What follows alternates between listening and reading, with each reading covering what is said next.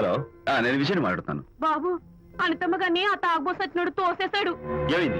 అమ్మగారు కింద పడిపోయారు. బాధతో మెలికి తిరిగిపోతున్నారు. Oh my God. నాకు చాలా భయంగా ఉంది బాబు. మీరు తొందరగా రండి బాబు. నేను వెంటనే బయలుదేరి వచ్చేస్తాను.